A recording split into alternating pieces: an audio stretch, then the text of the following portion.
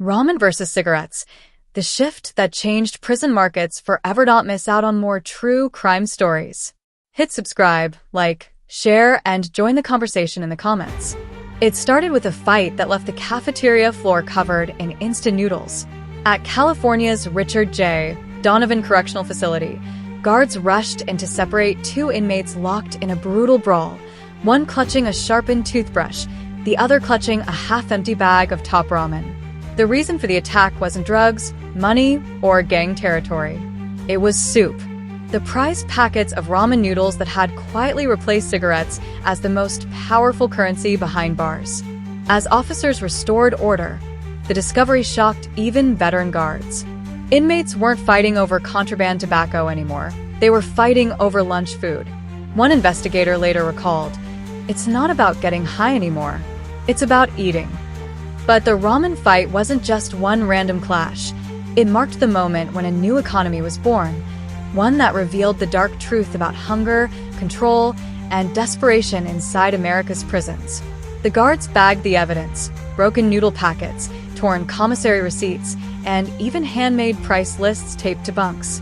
They were stunned to learn that in some units, one ramen pack could buy a haircut, a tattoo, or even protection. Cigarettes, once the symbol of status and trade, were now worthless under strict anti-smoking policies. What replaced them was something far more revealing: food as a form of power. But this story wasn't about noodles alone. It was about what pushed the inmates to this breaking point: the years of budget cuts, shrinking food portions, and rising commissary prices. As officers led the bleeding men to medical, whispers spread across the prison yard. The ramen wars had begun. By the time word reached prison investigators, it was too late. Across the country, from Illinois to Arizona, similar fights were erupting. Ramen, a simple, salty comfort food, had become the backbone of a violent underground economy. The media would soon call it the Great Prison Currency Shift. Reporters, sociologists, and criminologists rushed to uncover what caused such a dramatic transformation in prison life. How could a simple meal replace decades of tobacco-based trade? The answer wasn't just economic, it was human. Behind every ramen packet was a story of hunger, punishment, and power. And when investigators dug deeper into the fight that started it all, they discovered something even more unsettling. One inmate had been stabbed over a debt, worth just 2 packets of noodles. That was the moment prison officials realized this wasn't just a food fight. It was the start of a new kind of war. To understand how ramen replaced cigarettes, investigators had to look back to the early 2000s when prison systems across the United States began banning tobacco. Cigarettes had long been the backbone of prison trade.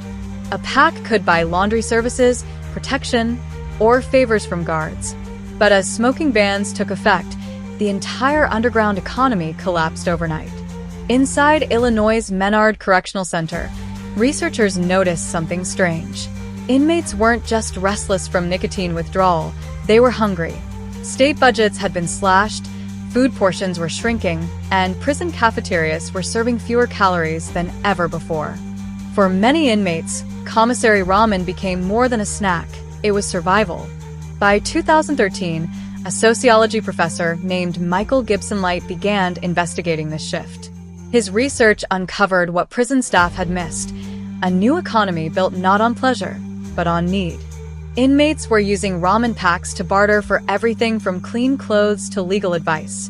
It wasn't about luxury, Gibson-Light later explained. It was about sustenance. Cigarettes had been banned for health, but hunger had filled the vacuum. In interviews, prisoners described ramen as gold. A single packet could be traded, stretched into 2 meals, or cooked into elaborate spread feasts shared during lockdown. One inmate described it best: "You can't smoke a cigarette when you're starving." But with scarcity came exploitation. Stronger inmates hoarded ramen, controlling its flow like a currency cartel. Debt collectors emerged, food enforcers who demanded payment in soup. Violence spiked. Fights broke out over flavor packs, debts, and missing commissary orders. A warden in Arizona called it a new kind of contraband we can't confiscate.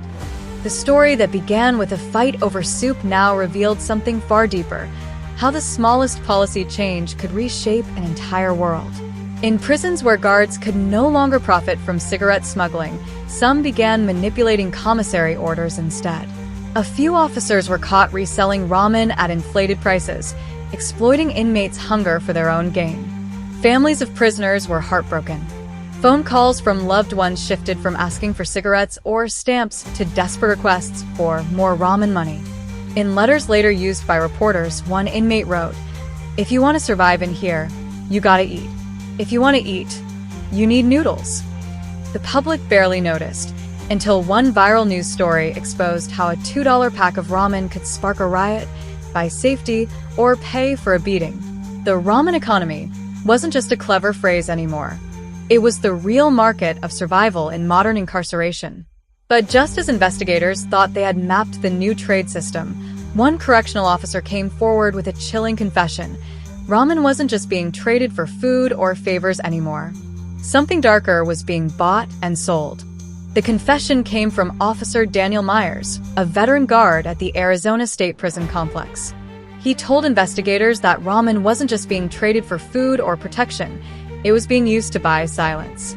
Inmates were using the noodle packs to bribe guards, cover up contraband smuggling, and even pay off debts tied to violence inside.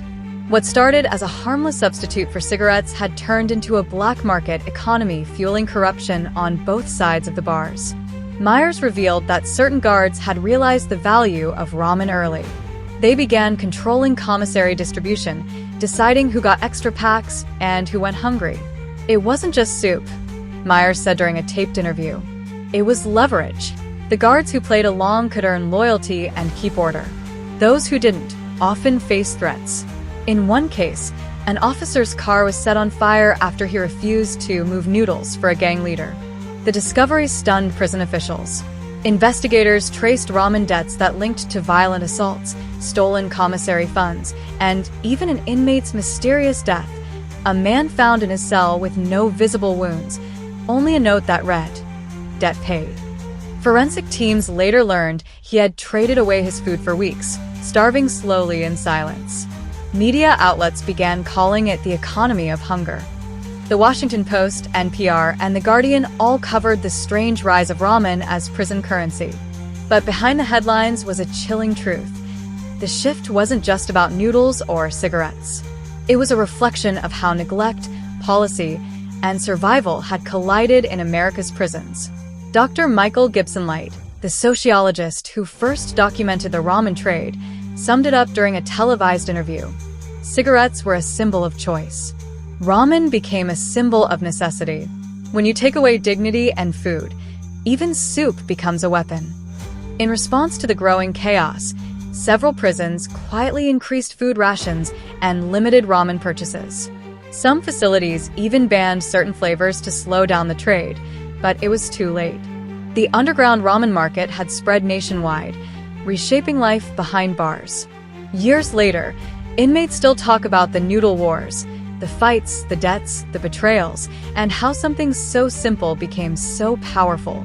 The transition from cigarettes to ramen was never just about currency. It was about survival in a system built on deprivation.